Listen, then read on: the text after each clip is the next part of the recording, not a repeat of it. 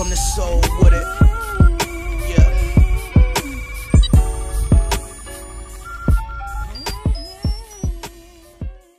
So I was reading an amazing article on Bleacher Report written by Tyler Conway, and of course any headline with Kobe Bryant's name on it, you know I'm gonna click on that link, bro. You know that anything that's pertaining to Kobe Bryant for me, it's like Blue's Clues. Blue's Clues, Blue's Clues. Okay. Trying to see if I can find any clue for a possible Kobe Bryant return, a Kobe Bryant comeback. Now, call me Detective D. Allen.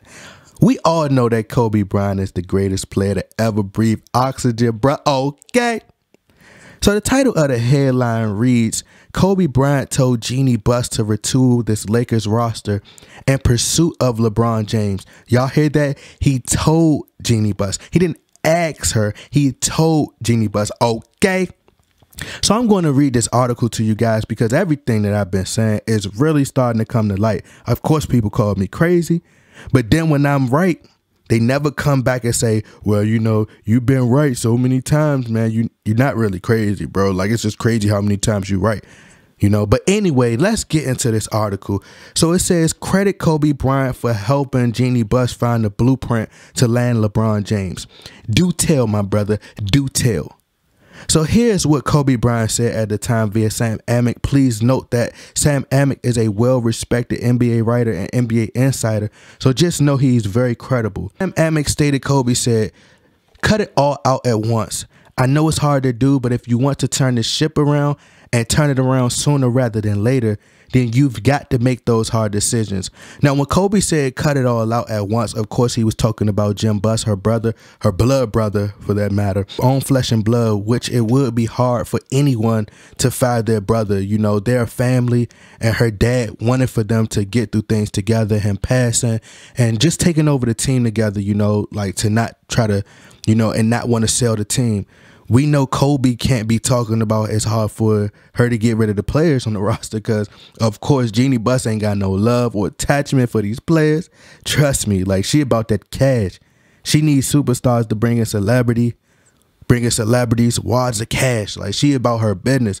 And Dr. Buss raised a genius. So, but to cut it all out, it's like getting rid of all the toxic energy, you know, and the cancer. The real reason Kobe Bryant was upset and that Lakers practiced and exploded is because what he said to, you know, is because, just think about it. It's what he said to Mitch Kupchak. These players are trash. They garbage. They ain't doing S for me. Now, the media turned at it to Kobe Bryant was trash talking, bad mouthing his teammates. He's a bad person or this bad leader, etc.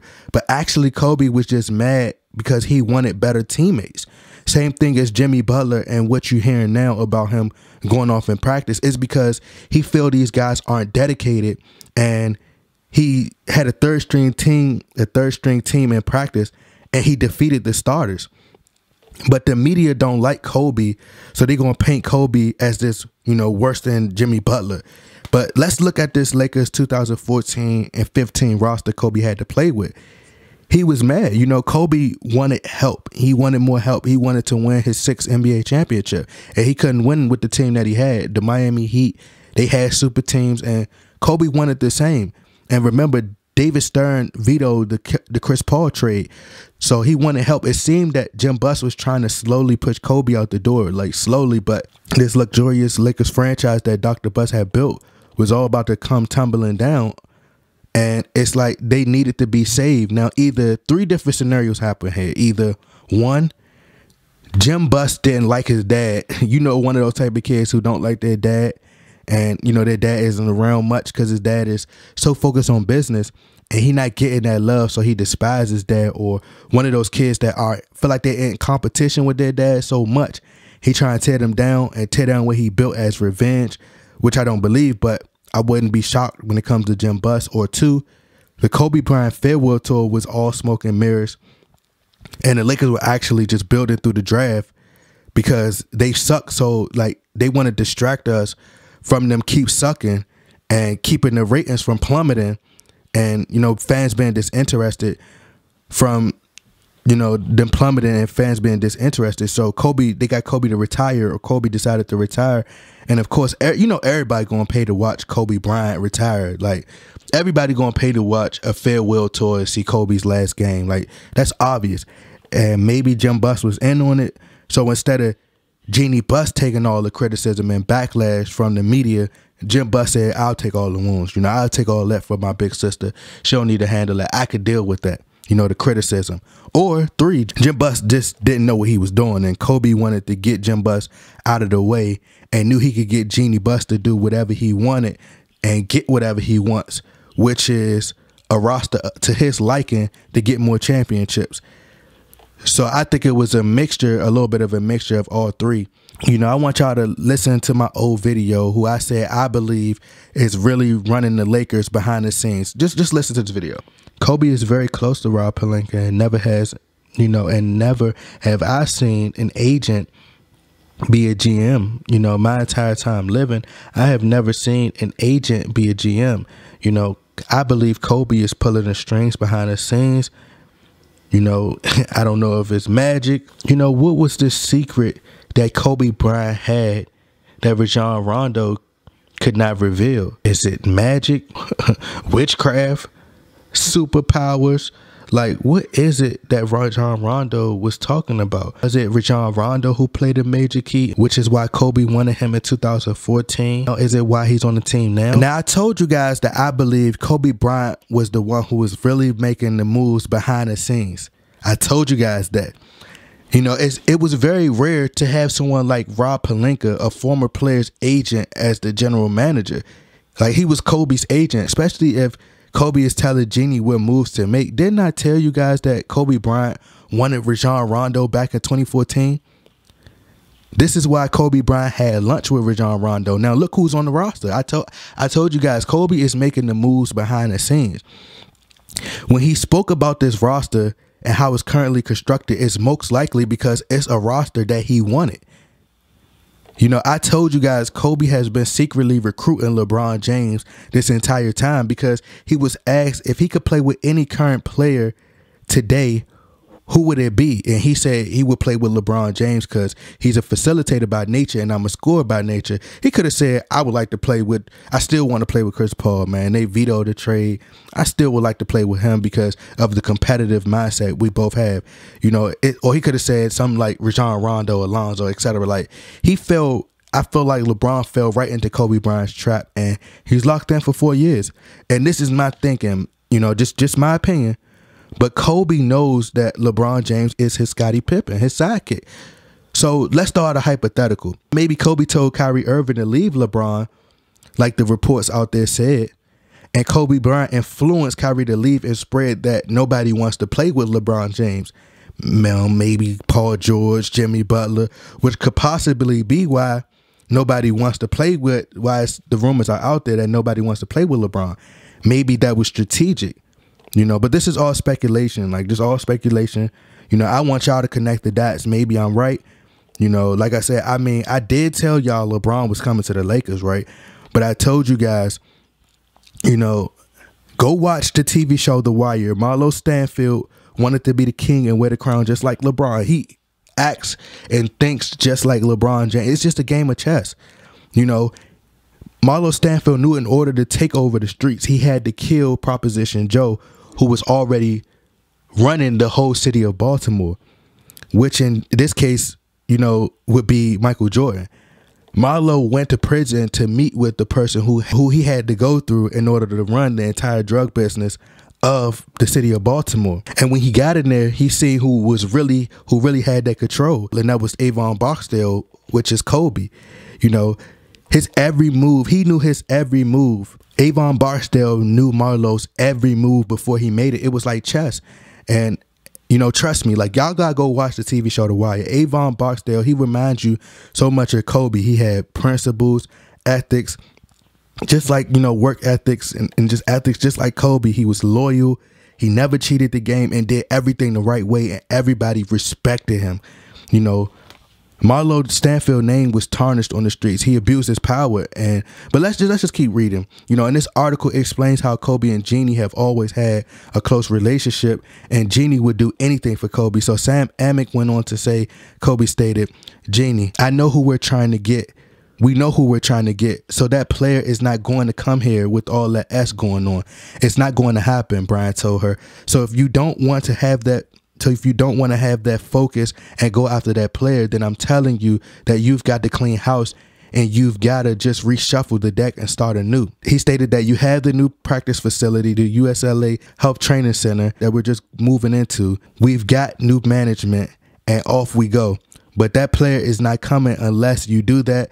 He also stated that as a player, it's like, listen, it's a cultural thing. You've got to have the right culture around, especially for him at this stage in his career. You don't want to come to a team and deal with that kind of BS right now. You don't want to come here and be a part of an organization where the walls are talking and stuff is getting out left and right. And you have this camp and that camp. You don't want to do that. So I said, you've got to start anew. So like I told you guys, the Lakers knew they would get LeBron James, as you can see. I mean, even Stevie Wonder could see that. But, you know, they knew they would get LeBron James. The writers were on the wall. And for me, the writers are on the wall. And it's just my opinion and what I see. But the writers are on the wall for Kobe Bryant, that I think he's still coming back, because now, like Kobe says, he's focused on business. He tells the media he has nothing to do with personnel and recruiting, but he basically showed you right here that he's making the moves and making decisions behind the scenes. And people be like, oh, he's just giving advice. But if you say you focus on business and you don't really care, and, you know, but he's basically telling her what moves to make, you know, which figures it's like they were going after LeBron, which proves he wanted LeBron the entire time. Why do he want LeBron? Like, you figure it out. You got to go figure it out. First of all, if you are retired, you don't have to keep coming out and saying, you know, saying it. You don't have to keep coming out and saying that you're retired and you don't want to come back. Vanessa said it. Then you go on Ellen and you say it on there. Then you go all these other places and keep saying it. Like, I'm going to tell y'all something, man. Me and my cousin, we never agree with pretty much nothing.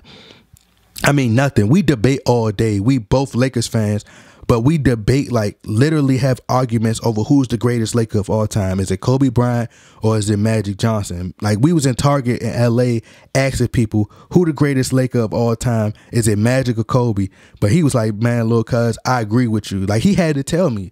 He was like, man, little cuz, I agree with you. I agree that Kobe's coming back. And I think what got him is when the Lakers didn't sign Paul George. Because it was like, all right, Paul George, you asked to come to L.A. and you said you love playing at home. You would love to play at home.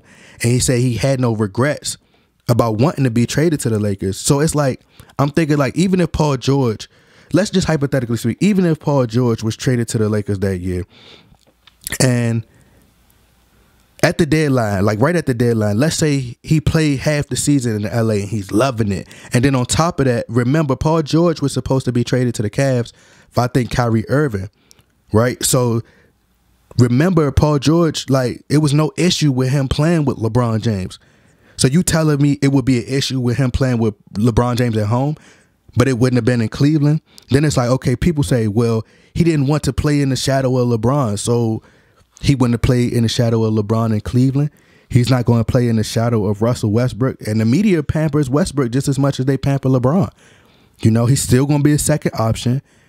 And you still going to have to deal with a lot of criticism if you lose. And they ain't going to give Russell Westbrook a lot of that criticism. They going to give it to you. Just like they do, just like they would if you played with LeBron. You know? And the LA Brights, the bright lights, you turn that down to stay in OKC. Nah, you know, like I said, Kobe has to be politically correct. Now, just imagine if Kobe comes out and announce right now, this second, like right at this second that he's coming back. Man, you know that it's going to be and he's coming back to team up with LeBron James. If you think what happened, like what you think going to happen? Like the world going to go into a frenzy. Headlines, fan excitement. Like we going to go crazy, because I know I go crazy. I'm telling you, like, I think he's coming back, and the day he does, how you think I'm gonna react? Like I'm gonna lose it, man. Like I'm gonna lose my everlasting mind. Like it'd be crazy if that news came out, and I'm telling you. But all the man, you know, Kobe knows basketball. You think Kobe really care about business? That's all he's been talking about. Like, all Kobe knows is basketball. And you think he really cares about business? I mean, of course he has his business, but he's been talking about basketball since he retired. It's his passion, and it's his first love, his only love. And I think that's why his fans, I think that's why he said his fans will fall in line with LeBron being on the team, because LeBron and Kobe fans, they really dislike each other. To tell you the truth, they really dislike each other. But they will fall in line once Kobe Bryant, you know, come on the team. That's the only way there could be mutual respect, by them playing together and winning together. And I'm telling you. But, you know, LeBron, like I said, LeBron fans don't like Kobe fans just as much as we don't. You know, they don't like them. And, you know, you attract what you are. LeBron fans are passive aggressive, so they take shots at you, at Kobe, subliminally. You see Nick Wright, Max Kellerman, they take shots indirectly, and they try to tear down Kobe. You know, like, nobody can defeat me in a debate. I got into a debate with this dude one day, and I'm just killing him with facts. Like, I'm talking about just straight killing him with stats and proof. He got so mad he couldn't beat me in a debate. He says, well, Kobe, he said Kobe's a rapist. And I'm like, bro, like, what did that have to do with basketball? Matter of fact, he was talking about, I said that Kobe had an Oscar and MJ and LeBron never won an Oscar before. So it got to the point where he was just couldn't say nothing pertaining to basketball. And LeBron does the same thing as well. You know, he take little shots, little jabs every now and then, and you just got to pay attention to it. But like I said, Kobe knows that LeBron has to go through him in order to get to MJ. And LeBron, like I said, he take little shots at Kobe. You just got to pay attention to it. Look at the way LeBron took his picture when he first put on his Lakers uniform. He had, like, Kobe shoes on, and the arrow was pointing at LeBron James. Like, you probably think, oh, man, it ain't really nothing. You looking too much into it. But I'm telling you, like, it's little subliminal stuff.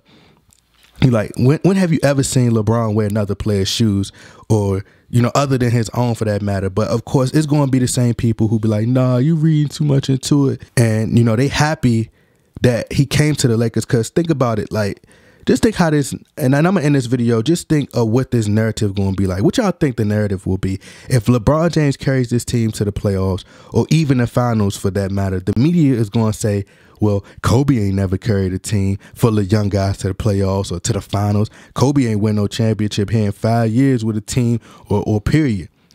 So look how LeBron did it, and they be like, look how LeBron did it. He beat the Warriors. MJ ain't never beat no 73-19. Like, the media gonna be like, LeBron bought y'all a chip. I'm telling y'all, like, they gonna slam Kobe. They gonna destroy Kobe, because look at what they did the other day with Matt Barnes. The Kobe Bryant thing, talk about the ball was never in Matt Barnes' face. They kind of take away from that ice cold, not afraid moment. Then Matt Barnes did an interview. It was like the ball was actually in his face. I don't know what y'all talking about, you know. And then it's people like, you think Kobe? It's people out here like, so you think Kobe gonna ride LeBron wave or help him surpass him? Like, I'm like, bro, if Kobe gets his 6th ring or his 7th, 8th, whatever, you know, that makes his ring count go up. That puts him in a higher debate with MJ, because he gets 6 rings, not LeBron.